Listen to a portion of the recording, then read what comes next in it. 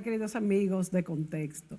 Amigos, en esta ocasión vamos a tratar el tema del derecho penal como opuesto al derecho premial, para no confundirlo con este procedimiento que hemos visto en la República Dominicana y en otros países para la disminución de las penas por confesión y delación premiada, lo que provoca la terminación anticipada del proceso. Realmente vamos a hablar de algo totalmente diferente y para este tema nos contactamos vía Zoom con el doctor Miguel Don Gil, quien es genealogista y doctor en historia, quien por Zoom está desde España. Bienvenido, Miguel. Hola Mónica, un placer estar contigo otra vez aquí. Bueno, ya se ha hecho una costumbre realmente estar contigo aquí en Contexto.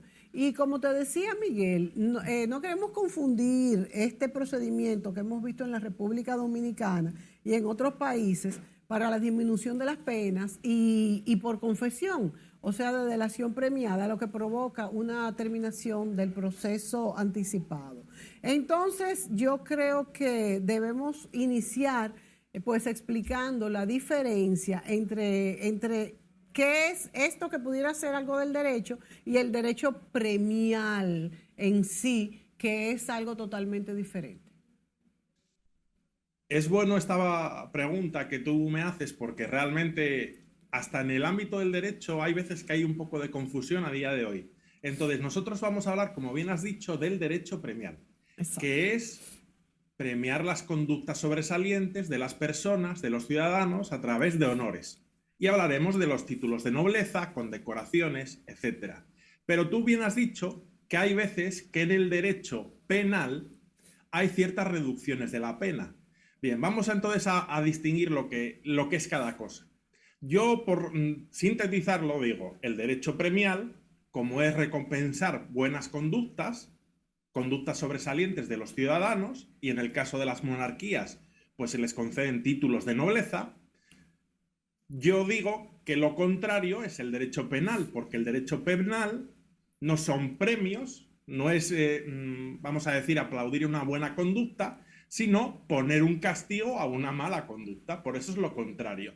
Pero sí que es cierto que dentro del derecho penal hay una categoría que es cierto que a veces en Hispanoamérica se le llama derecho premial, pero no lo es, que es todo lo que tiene que ver con la reducción de las penas. Exacto. Pues por buena conducta, dentro ya de prisión, o porque en el momento de la detención pues tuvo algún tipo de conducta que, digamos, disminuye el agravante de lo que se ha producido, del hecho.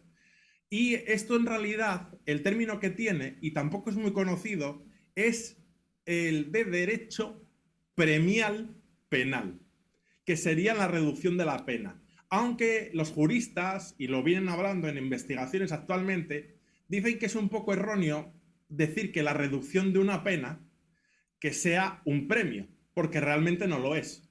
Entonces habría que llamarlo de otro modo, pero sí que es cierto que en Hispanoamérica hay veces que se habla del derecho premial penal para hablar de las reducciones de la pena, pero hoy no vamos a hablar de esto para nada, vamos a hablar de el reconocimiento al honor, a los méritos de los ciudadanos sobresalientes, vamos a decirlo así de manera sencilla. Espero haberlo explicado claramente. Sí, totalmente. Muy interesante esta diferencia porque se tiende a confundir. Entonces, Miguel, vamos a hablar hoy de títulos nobiliarios. También yo quiero que hablemos un poco del concepto de la nobleza, cómo surge, dónde se origina, hasta qué punto está vigente este concepto y entonces, ¿qué son esos títulos nobiliarios? Es bueno que lo tratemos porque uno siempre se lleva a la mente, pues lo típico, a las películas de Hollywood, las novelas, y hay veces que hoy en día todavía se tiene una imagen distorsionada de lo que es la nobleza.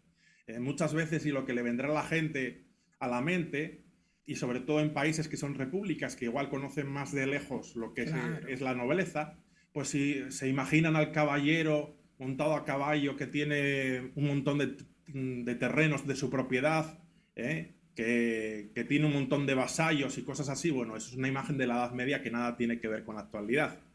Pero sí que podemos decir, y un poco por esa imagen visual de Hollywood, etcétera, que la nobleza en sí misma se origina en el ámbito de lo militar, de los caballeros al final de la Edad Antigua y el inicio de la Edad Media. Cuando se cae en Occidente el Imperio Romano, pues van a surgir diversos reinos, y en esos reinos va a haber unos reyes o unos jefes militares que necesitan pues grandes, vamos a decir, guerreros que les ayuden a combatir. Estos grandes guerreros van a ser el origen, o estos jefes militares van a ser el origen de la nobleza, que ayudan al rey a que en los estados feudales todo funcione. En una Digamos época, que... en una época, Miguel, donde la conquista del territorio era lo más importante para un rey. Tenemos que transportarnos también a esa época y merecía cualquier premio alguien que conquistara territorio o lo defendiese. Y tenemos que tener en cuenta que en esta época, estamos hablando del siglo pues, undécimo, etcétera, etcétera, tenemos que tener presente que no había unos, vamos a decir, en un reino o en un estado feudal, no había una especie de servicios centrales, es decir, el rey como tal no tenía un ejército, ¿no? El rey lo que hacía cuando iba a batalla era convocar a sus principales jefes militares, que eran nobles, y ellos traían sus soldados, y con eso él combatía. Muy importante esto que estás diciendo, que no había un ejército en aquella época. El primer estado moderno, que ya con un servicio centralizado lo tenemos en el siglo finales del XV, principios del XVI, con los reyes católicos, que son el primer estado que crea un ejército, crea una administración central, y luego ya eso se reproduce en toda la Edad Moderna en Occidente. Pero Miguel, estamos hablando... ¿Y los romanos no tenían ejército? ¿Tenían también? Sí.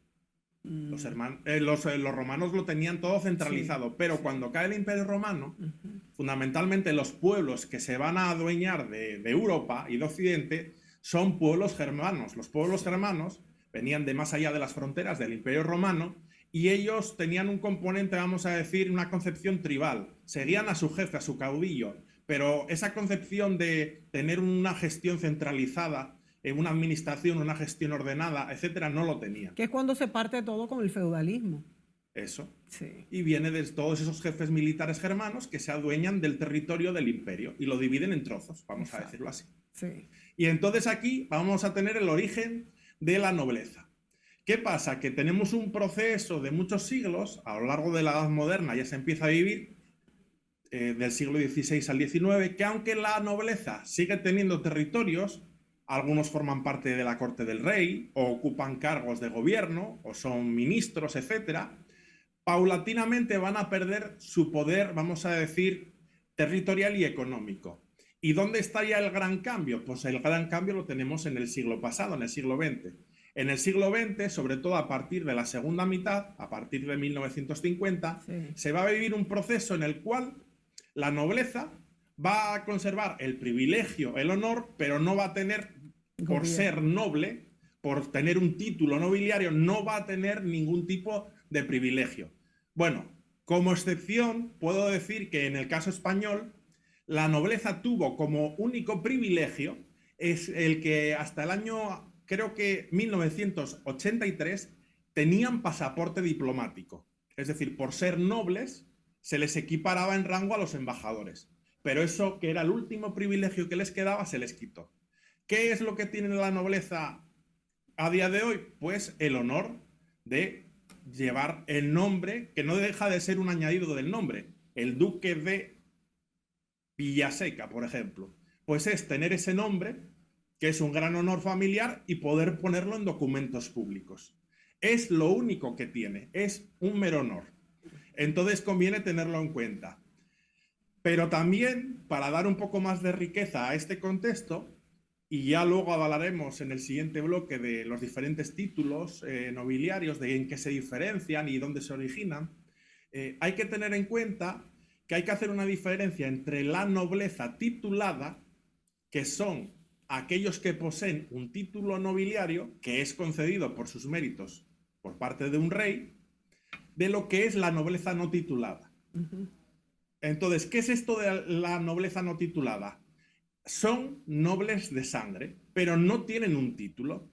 Generalmente era una nobleza que se concedía por parte del rey como méritos, por ejemplo, se ganaba una guerra o se producía la reconquista de un territorio, y a una población o a una determinada familia que se destaca, el rey le reconoce su nobleza de sangre o hidalguía, que van a heredar todos sus descendientes. Puede ser de una población o de una familia.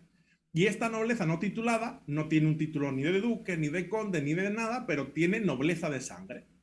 Entonces puede pertenecer a corporaciones que son nobiliarias. Por Además ejemplo, tenían, por ejemplo, ¿eh? por ejemplo, Por ejemplo, pues en el caso de España tenemos, pues hay muchas, pues desde la casa troncal de los 12 linajes de Soria, reactivada a finales del siglo XX, recordemos, por nuestro querido amigo Francisco Manuel de las Heras, que fue embajador eh, o cónsul por parte de la Unión sí, Europea en República Dominicana y cónsul, que colaboraba contigo. sí. Y hay otras muchas, pues hay también reales maestranzas de caballería, que para ingresar en ellas hay que ser nobles. También tenemos el cuerpo de la nobleza del Principado de Asturias. Y hay muchas corporaciones que podemos cifrar en 100, 200, que exigen tener sangre noble. Es descender y por vía de varón, eso sí que sigue la tradición, por vía de varón, descender de un hidalgo. Hay excepciones como el solar de Tejada o el solar de Valdeosera, que se puede descender por vía de mujer y se conserva la nobleza. Pero son dos excepciones. La norma es que es por vía de varón, por donde se conserva la nobleza de sangre, la ¿Por qué hidalguía. estas dos excepciones, Miguel? Porque en los privilegios de concesión, estamos hablando de nobleza que se concedió en la Edad Media, el rey, en el privilegio originario, indicó que podía heredarse esa nobleza por vía de hombre o de mujer. Pero son excepciones porque lo común es que sea por vía de varón. Pero en estas dos excepciones, en estos dos solares, o casas nobiliarias, o casas señoriales, mejor dicho, se dio la excepción de que por vía de mujer y de varón, lo que da más posibilidades, porque hay veces que hay gente que logra haciendo su árbol genealógico, que lo vimos en una semana anterior, pues llegar hasta un hidalgo, un noble, pero si es por vía de mujer no le sirve de nada para Mi- poder entrar en estas corporaciones. Miguel, Entonces, algo que debemos de puntualizar. Tú has tocado el punto de sangre noble. En realidad, eso es, en la modernidad, es muy llamado a la discusión. Incluso hay personas que no lo aceptan porque en realidad todas las sangres son iguales. Sin embargo, quiere decir que desciende de un noble. Pero ese noble no necesariamente siempre fue noble. Entonces, por supuesto. qué tiene que, tú lo has explicado, pero vamos a ser reiterativo en esto. ¿Cuáles son esos logros para que tú puedas ser un noble? ¿Y quién es que tiene la potestad para dártelo? El rey.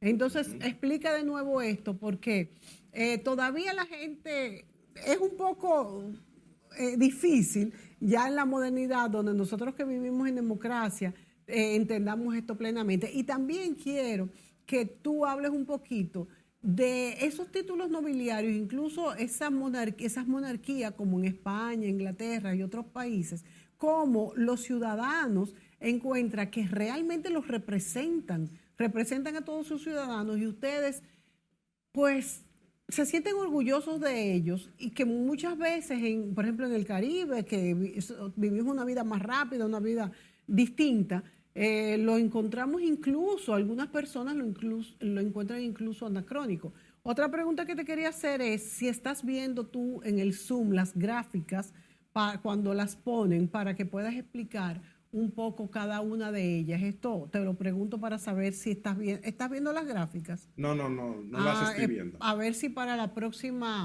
próximo segmento podemos hacer para que tú las veas. Bueno, pues vámonos con esto. Esto de explicar Bien, qué es la sangre noble y qué a ver. conlleva obligaciones y derechos. Yo uso ese término porque, bueno, no es que se use de forma coloquial, es que se puede usar. Es decir, estamos hablando en casos en que la nobleza se concedió en el siglo XIII y han pasado 700, 800 años. Es que se usa, el término se y usa. entonces se puede usar porque vamos a decir, se hereda, se lega esa nobleza por vía de sucesión en la familia. Entonces se puede hablar de sangre noble. Claro. Pero eso no significa que es como, hay una sangre, no, la sangre azul se hablaba coloquialmente. Sí. Hay diferencia, no, la sangre es igual. Sí. Y todos somos iguales. Lo que pasa es que el rey, como soberano, tiene la capacidad de premiar a sus ciudadanos o a sus súbditos en épocas anteriores. Pues por haber destacado en una guerra, habiendo, no sé, pues liberado una población, teniendo una conducta sobresaliente, o habiendo ayudado al rey en determinada circunstancia muy importante. Y entonces el rey, de forma totalmente graciable y totalmente, vamos a decir, soberana, porque él eso no lo consulta con nadie, no lo hacía ni antes ni ahora, puede conceder a quien quiera, el rey concede la nobleza. La nobleza más baja sería esta hidalguía o nobleza de sangre que yo digo, porque se concede, pero no conlleva un título. Pero no significa que una persona, o sea, que desde inmemorial, desde el inicio de los tiempos haya sido noble. No. O sea, puede ser noble cualquiera, siempre que el rey te lo conceda. Y fíjate, Miguel, no es del todo desfasado. Y digo que no, porque tenemos que remontarnos, como tú muy bien lo has explicado, a las épocas. Épocas como donde los reyes necesitaban estos apoyos y todos estos grandes imperios, todavía muchos vigentes, hoy en día se formaron de esta manera. Y un hidalgo, una persona, un caballero que haya ayudado a conquistar muchísimas tierras en un imperio, era merecedor de este título. Y es un título que también, pues, conllevaba, como todo en la vida, a derechos y obligaciones. Incluso en la época moderna, por ejemplo, en las democracias como las nuestras, que no son monárquicas, se usan estos premios. Por ejemplo, se impuso el título de tal cosa, de hijo distinguido, tienen distintos nombres, y podría ser un poco equivalente. No, lo de hijo distinguido no. Dentro del derecho premial, en las repúblicas tendríamos las órdenes del mérito similares. Exacto, en el caso órdenes de República del Dominicana tenemos, pero no otorga nobleza, pero sí que es un mérito y está dentro del derecho premial de las repúblicas. Exacto. Con alguna excepción que podemos comentar luego, que es una rareza. Entonces, en el caso de República Dominicana tenemos, por ejemplo, la orden de Duarte Sánchez y Mella. Exacto. O también tenemos la orden de Cristóbal Colón. Pero que para nosotros vendría siendo, trayéndola al tiempo, vendría siendo algo parecido a un título noble. Es distinto, pero en nuestra sociedad podría parecerse. ¿Cuál es tu opinión? Es distinto porque, a ver, en las repúblicas no hay ese concepto de premiar el honor de manera intergeneracional. Se premia la conducta de una persona. Sí, es cierto. Y se extingue con esa persona. Y como se entiende que todos los ciudadanos son iguales, pues el dar la nobleza es como crear una especie de ciudadano de primera frente a uno de segunda, en concepción. Porque ya digo que en una monarquía actual un título nobiliario no tiene ningún privilegio, ni le eximen de impuestos, ni tiene algún privilegio en un juicio, no tiene ningún privilegio. Lo único que tiene ese título es un mero honor. Por eso que podría casar perfectamente con las repúblicas en la actualidad. Y decir, esa pregunta es interesante, que desde la visión actual se ve anacrónico la figura del rey, quizás desde repúblicas o desde países, ¿no?, que son repúblicas hace mucho tiempo. Es muy fácil de explicar. Es decir, el rey no deja de ser un símbolo, como lo sería la bandera. Sí. La bandera no deja de ser un sentimiento irracional hacia lo que es un paño de tela que tiene unos símbolos que te identifican. Sí. Pues el rey es eso. Sí. Representa a un país. Con la diferencia de un presidente de la República que lo va a representar a lo largo de toda la historia. Por eso se lega de padres a hijos.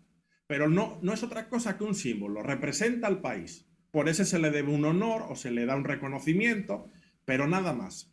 Y luego tiene, y esto lo puedo decir yo, por ejemplo, en el caso de España, realmente es más simbólico que otra cosa, porque él no puede, que hay veces que la gente lo confunde, él no legisla, él no puede hacer lo que quiera.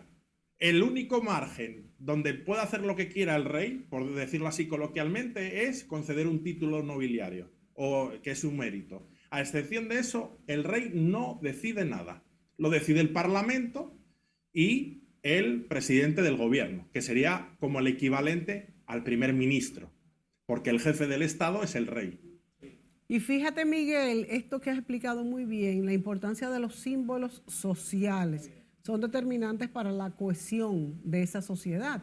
Por ejemplo, nosotros nos preocupamos mucho por nuestra bandera, por nuestro escudo. Por ejemplo, la bandera debe tener siempre el escudo en el medio, donde está, porque esto es parte de la síntesis de una historia. Pues lo mismo pasa con la monarquía en países como España o Inglaterra, o Unión UK. O sea, son cosas importantes de cada sociedad y quizás no se entienden de una a otra, pero son parte intrínseca de esas historias y yo creo que tienen mucha significación. Nos vamos a ir a la pausa, Miguel, y volvemos un poco hablando quizás con que algo de lo que no entendemos nosotros, los que no vivimos en ese tipo de sociedad, es que estos títulos nobiliarios sean intergeneracionales, porque el reconocimiento de un caballero que se expuso y que lo dio todo, yo creo que es loable, de hecho. Pero las personas a veces dicen, bueno, pero que de que sea intergeneracional, de que el bisnieto lo herede, quizás ya no teniendo un comportamiento como el original, como el pariente original. Entonces ahí se deshace un poco como el valor de este título. Vamos a hablar sobre esto en el próximo segmento.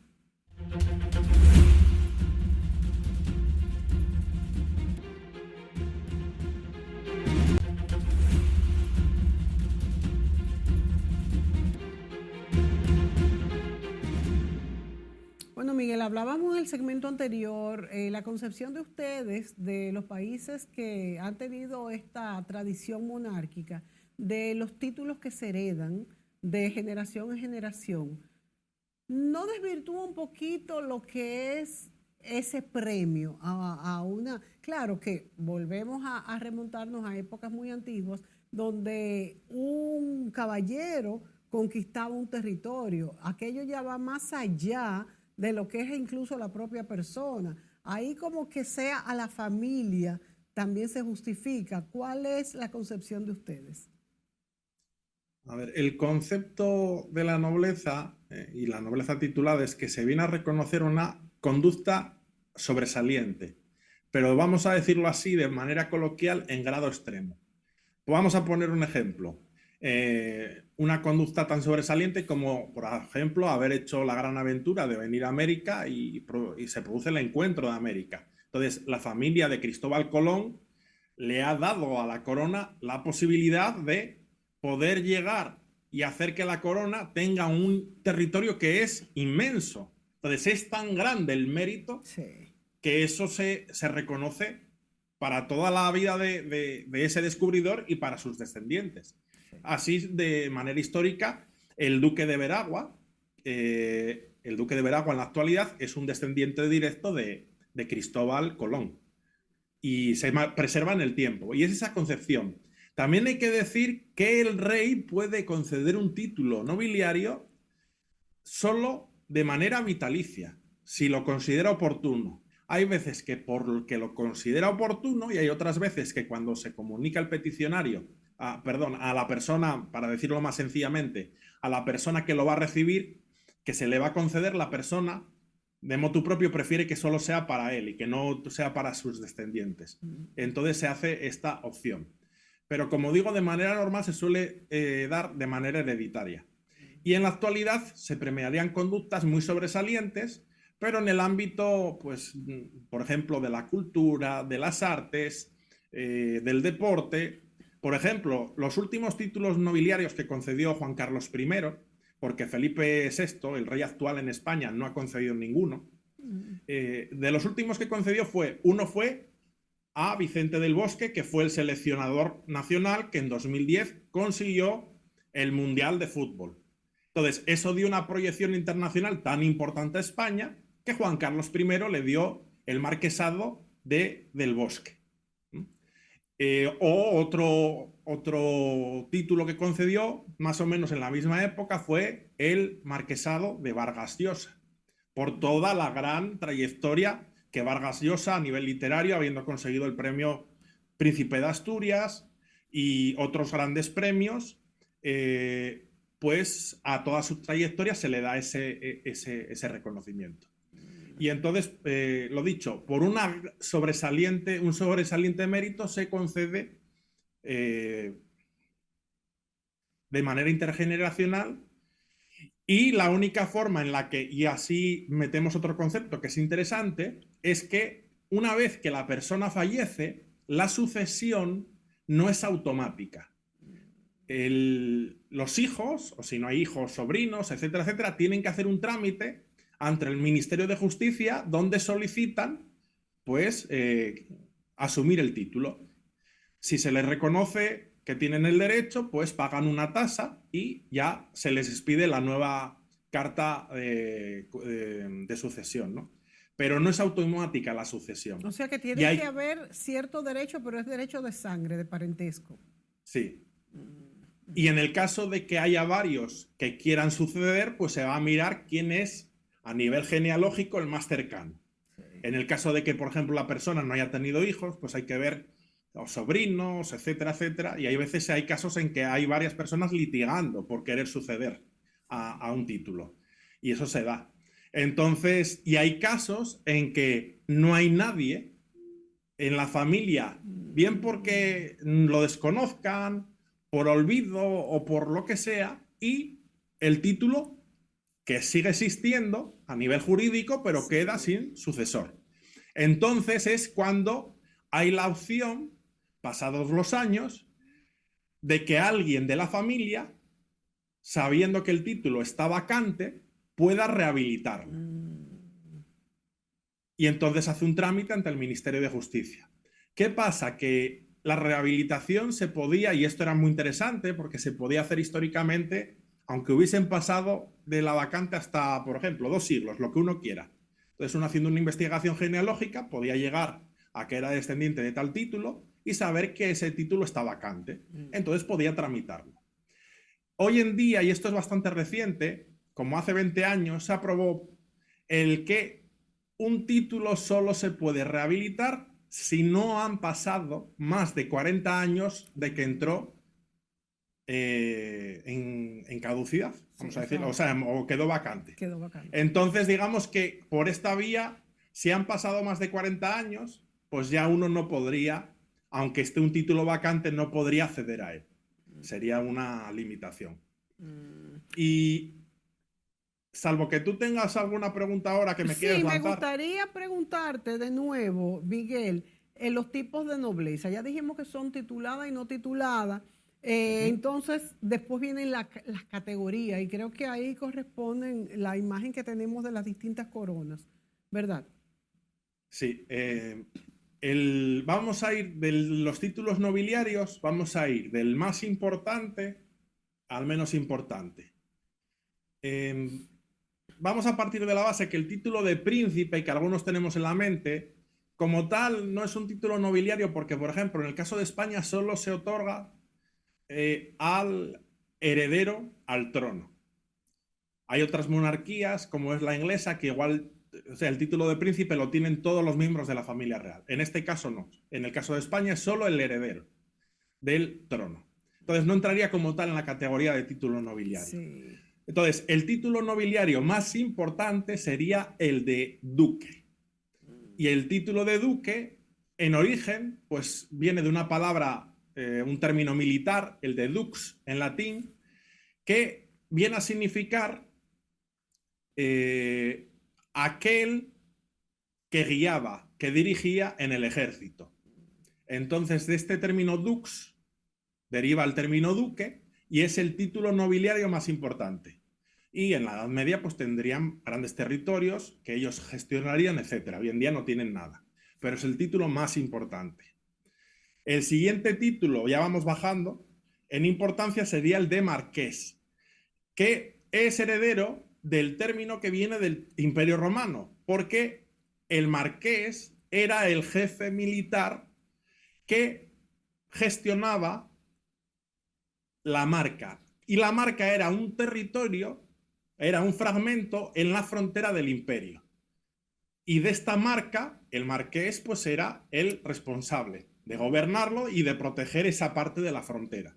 Y luego ya, cuando vienen los pueblos germanos y dominan todo el occidente, pues el término marqués se hereda como título de nobleza. Inicialmente porque van a gestionar un territorio y en la actualidad es un título nobiliario sin más, ¿no? Un mero honor. Entonces, duque, marqués. Por debajo tenemos el título de conde y vendría del latín comes o compañero. Entonces, en origen, en la Edad Media, el conde o comes generalmente era el miembro del grupo de compañeros o amigos que tenía el rey. Es decir, dentro de la corte, aquellos que eran más cercanos al rey, que eran los que, bueno, le acompañaban, le entretenían, eran sus amistades, eran los comes, los condes. Este sería el origen de este título, el de conde. Y luego por debajo, el último que nos queda sería el de varón, pero varón con B. Varón con B alta. Que viene de la tradición germánica, que viene a significar algo así como hombre libre y guerrero. Y el varón pues sería el último escalón. Entonces, en función del mérito o en función del gran logro que haya hecho esa persona, se le va a dar un título u otro de mayor a menor en función de la importancia. Esta sería un poco la explicación muy, muy resumida. Sí. Y esta corona que vemos aquí que dice mural, que parecen como unos castillitos, ¿a qué se refiere? ¿A qué corresponde? Si no me equivoco, la corona que te estás refiriendo, Sí. la corona mural corresponde más bien a una ciudad, etcétera. No tiene por qué, o sea, no corresponde a un título nobiliario. Sí. Y entonces, Miguel, ¿qué obligaciones tienen cada uno de estos títulos cuando se otorgan? Bueno, pues para hacerlo muy resumido, a día de hoy, ¿qué obligaciones tienen? Ninguna. Pero también va equiparado a que no tienen ningún derecho. Esto es comprensible. No hay obligaciones, pues no hay derechos. Claro, lógico. Antiguamente, ¿qué obligaciones tenía un duque, un marqués, un conde? Pues en delegación del rey, pues gestionar, administrar ese territorio que tenía encomendado. Se encargaba en nombre del rey, por ejemplo, de recaudar los impuestos, de luego enviar esos impuestos a la corona, de administrar la justicia en delegación del rey, etcétera, etcétera. Por tanto, inicialmente tenía muchas obligaciones. Sí. Básicamente, pero también época feudal. Sí. Y en la Edad Moderna también todavía. Ya va perdiendo, o sea, Edad Moderna del 16 al 19, siglo XVI al 19. Pero actualmente, en tanto que no tienen ninguna obligación, pero también se equiparan que no tienen ningún derecho. El único derecho es poder, en cualquier acto público y oficial o en cualquier documento público, decir que es duque o conde o marqués de lo que sea. Y luego lo único que tienen a nivel, vamos a decir, protocolario, el tratamiento de excelentísimo señor si es, o excelentísima señora si es duque, y en el caso de las categorías inferiores, el de ilustrísimo señor o señora. Es distinto, excelentísimo e ilustrísimo. Excelentísimo es lo más alto. Sí. Por ejemplo, en una república, aquí el excelentísimo usa, señor, presidente. Excelentísimo señor o su excelencia es el presidente, ¿no? Por ejemplo. Pues esto sería un poco así. Ilustrísimo ya podría ser... ¿se refiere ilustrísimo a alguien en especial? Por ejemplo, un rector de una universidad, podríamos decirle ilustrísimo en este no sé cómo es la normativa en República Dominicana, el protocolo. ¿Cómo es en España? ¿A quién corresponde ilustrísimo? A ver, ilustrísimo corresponde a los títulos nobiliarios por debajo de duque. Un marqués, un conde, un varón es ilustrísimo. O, por ejemplo, ilustrísimo también puede ser pues un concejal, un síndico. Pues, digo síndico, aquí no existe, pero para que la gente lo entienda, ¿no? Sí.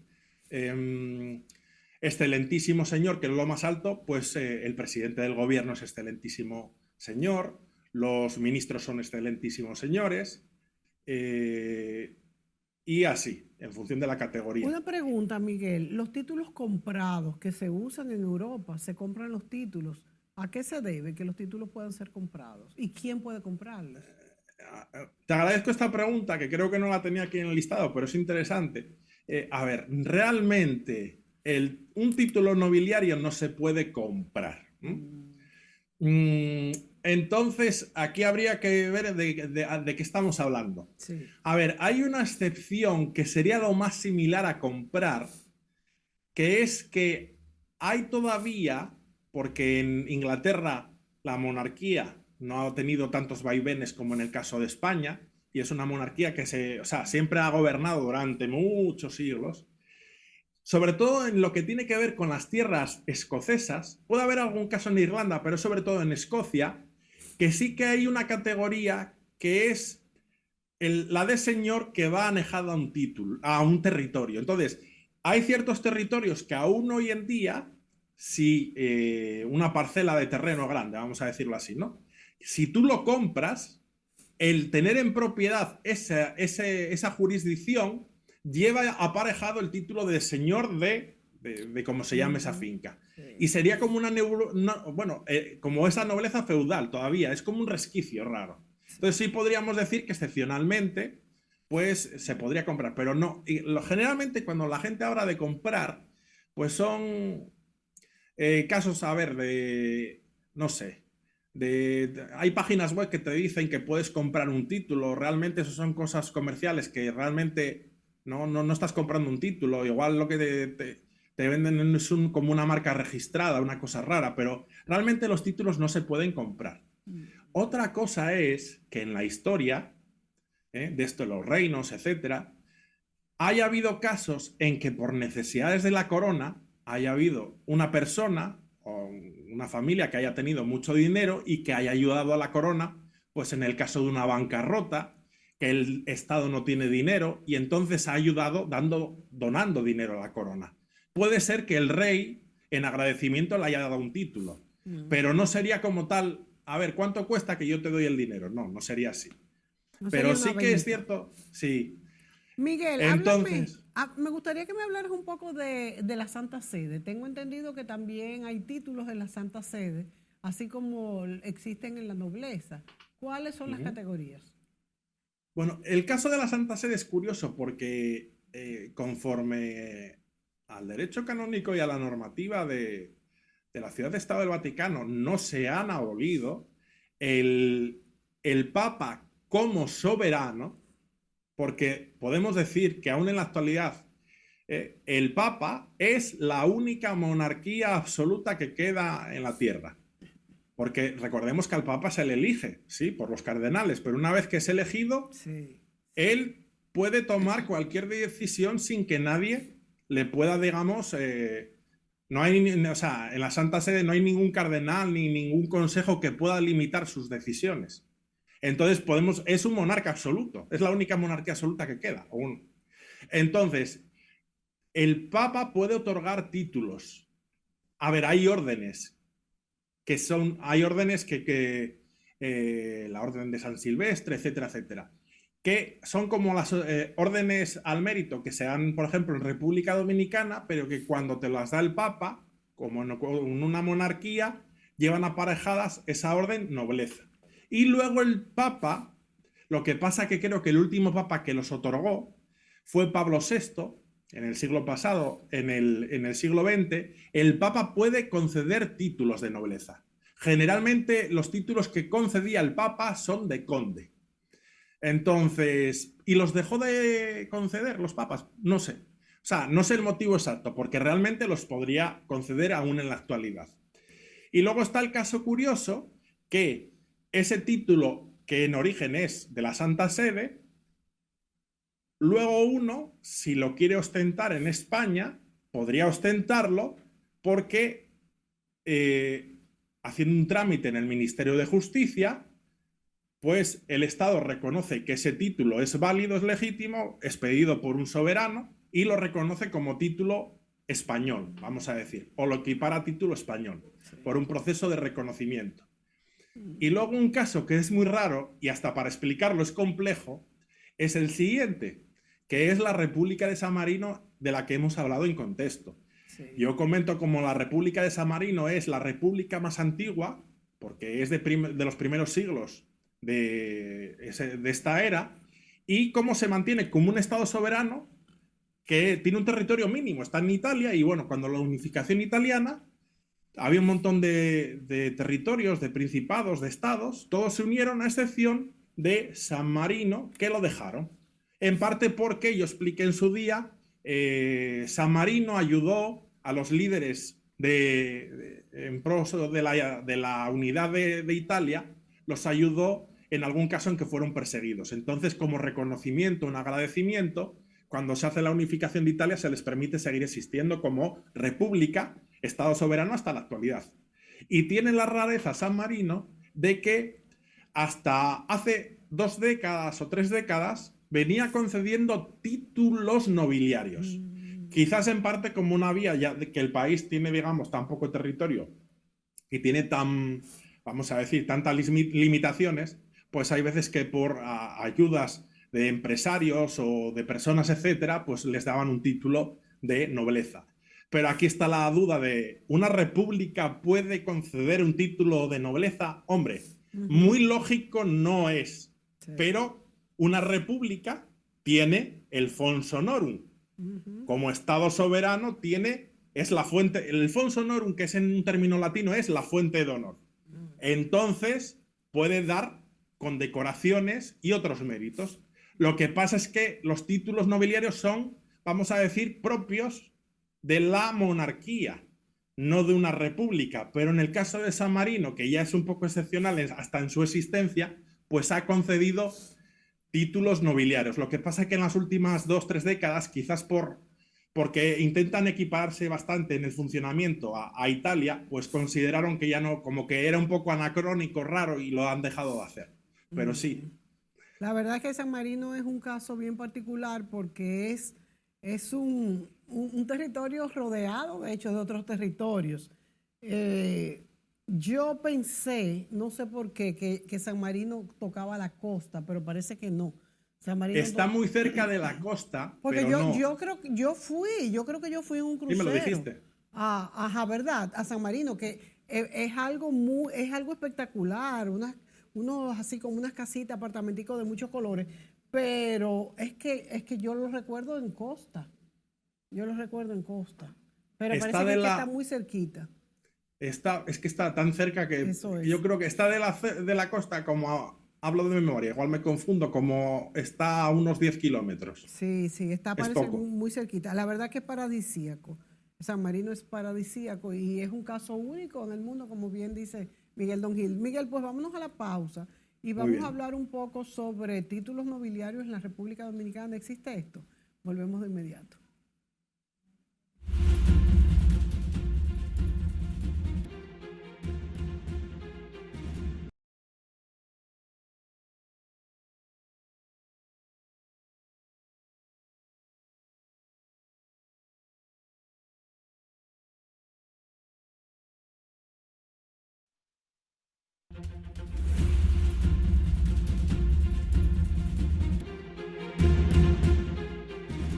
Bueno, Miguel, en este segmento hablemos entonces de la República Dominicana y si hay alguna relación, si hay algún noble, si hay alguna simbología que podamos mencionar en este sentido. ¿Puede haber nobleza en República Dominicana? Si yo digo que sí, muchos se sorprenderán, se llevarán las manos a la cabeza, pero es cierto. Voy a explicarlo. Vamos a ver. Hay 4 títulos nobiliarios que se concedieron en tiempos de que España estaba en la República Dominicana, que la República Dominicana era parte del territorio de la corona, sí. Y se concedieron. ¿Qué pasa? Que 3 de 4 de ellos se encuentran vacantes. Es decir, que no hubo un heredero en su momento que hiciese el trámite y están vacantes. Entonces, habría que ver en función del caso si se podría rehabilitar o no a día de hoy. El único que sigue existiendo es el del Ducado de la Vega. El Ducado de la Vega está en posesión de la propia familia de Cristóbal Colón. El duque de Veragua también tiene en la familia el ducado de la Vega. Fue concedido por Felipe II por los méritos de la familia de Cristóbal Colón. En concreto se lo dio a su nieto. Y entonces se sumó a la familia el título de duque de la Vega, que hace alusión a la Vega que todos conocemos en República Dominicana. ¿Sí? Entonces, es el único de los 4 que a día de hoy está vigente. ¿Y los otros 3 a quiénes se referían? Tenemos la baronía de San Miguel de la Atalaya, que fue un título nobiliario creado en 1778 por Carlos III a favor del teniente José de Guzmán, en recompensa por fundar la villa fortificada de San Miguel de la Atalaya, en Santo Domingo. Lo tuvo él y luego lo estuvo en posesión hasta un bisnieto. Y después, pues lo dicho, no sabemos si es que pues igual ese bisnieto pues no tenía descendencia o por lo que fuese, cayó en el olvido, nadie lo solicitó en su familia, entonces desde mediados del siglo XIX está vacante. Ese sería uno. Luego tenemos otro que quizás a alguno le pueda venir al oído, a la mente, y es un poco polémico quizás, digo polémico por lo siguiente, es el Marquesado de las Carreras. El Marquesado de las Carreras es un título nobiliario que fue concedido por la reina Isabel II en 1862 a favor del general Pedro Santana. ¡Wow! Por el mérito de haber logrado esa unión a la corona. Entonces, es un poco polémico porque es desde la visión dominicana, pero existe. Lo curioso es que... Ese título lo maldecirían aquí en la República Dominicana. Bueno, pues igual, han pasado tanto tiempo que tú dices Marquesado de las Carreras y no creo que la gente le venga a la mente Pedro Santana. Pero bueno, lo cierto es que no lo ostentó ningún sucesor suyo. O sea, quedó vacante con él. Y no sabemos el motivo, así fue. Sí. El caso es que está vacante. Y luego el último que me quedaría por mencionar es el vizcondado de San Rafael de la Angostura, que fue creado a mediados del siglo XVIII por el rey Carlos III y está vacante desde mediados del siglo XIX.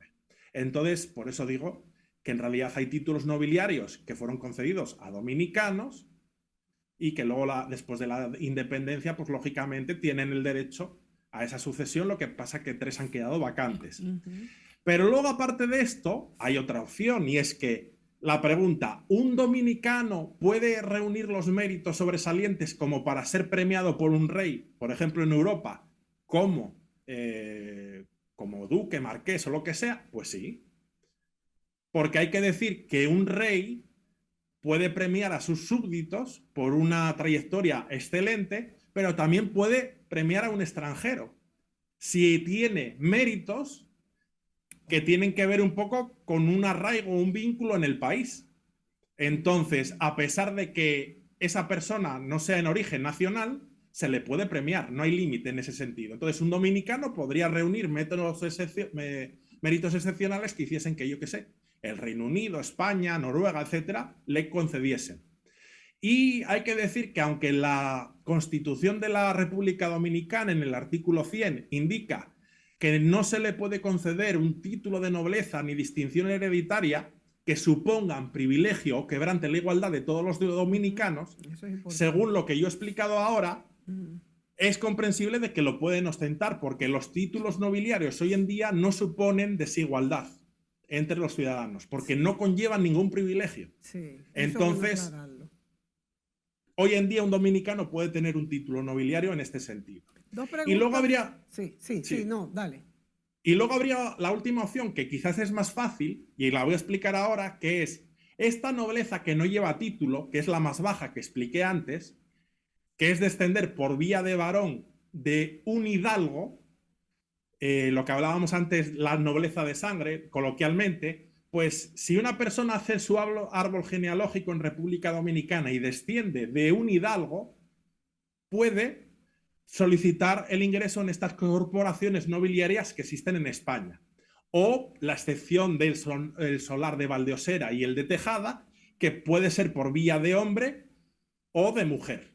Entonces, puede haber muchos dominicanos que aunque no lo sepan, sean nobles y pueden solicitar el ingreso a estas corporaciones nobiliarias en España. Justamente lo que te iba a preguntar, Miguel, tiene que ver con esto que estás explicando, y es quién administra este tipo de títulos en España, por ejemplo, porque tiene que haber una organización que tenga todo un archivo, ¿quién es? ¿Quién lo hace? Bien. En el caso de la nobleza titulada, lo lleva la Diputación de Grandeza. La Diputación de Grandeza es un organismo en el cual se centraliza, que está vinculado al Ministerio de Justicia y se tiene todo el archivo de los títulos nobiliarios, de su concesión, de su sucesión. Luego, en lo que respecta a la nobleza no titulada, hay, digamos, grandes corporaciones que, digamos, llevan un poco vamos a decir, el registro o el control. Por ejemplo, una de las más destacadas en España para la nobleza no titulada es la de Real Asociación de Hidalgos de España. Miguel, entre otras. Ok, nos queda 1 minuto y medio solamente. Quiero que tú termines este programa hablando para darle un broche de cierre a este tema de la importancia de la simbología en lo que son la articulación social y la importancia de lo que es la cohesión en una sociedad. Los símbolos representan ideas, valores, anhelos, lo que nos hace, vamos a decir, integrantes de una sociedad, de un pueblo. Entonces los símbolos, ya sean una bandera o ya sean un rey o un título nobiliario, son buenos porque nos ayudan a tener un patrimonio. Puedo decir que es un patrimonio cultural inmaterial, desde la concepción de hoy en día, que nos cohesiona. Además, como hemos visto, para concluir, vemos cómo los títulos nobiliarios o la nobleza en la actualidad solo es un reconocimiento al mérito, no conlleva ni dinero ni propiedades, es solo un mérito, y son los nobles hoy en día personas, ciudadanos normales, que lo único que tienen en honor es poder llevar la gloria de sus antepasados y hacerla pues permanecer en el tiempo, recordarla. Esto sería muy en resumen. Interesantísimo, interesantísimo, Miguel. Y en este momento, porque las cosas van variando en el tiempo, en este momento los nobles en una sociedad como la de la República Dominicana sería el que hace pues precisamente por la cohesión social, por el adelanto de una comunidad específica, que nosotros, guardando la gran diferencia que ha hablado Miguel, serían pues estos reconocimientos o la orden de Duarte, Sánchez y Mella o algo parecido. Muchas gracias, Miguel Don Gil, por estar desde Madrid, España, pues por Zoom en esta especie de conferencia sobre la nobleza. Gracias a él y gracias a ustedes, amigos, por sintonizarnos, y será hasta la próxima. Un abrazo.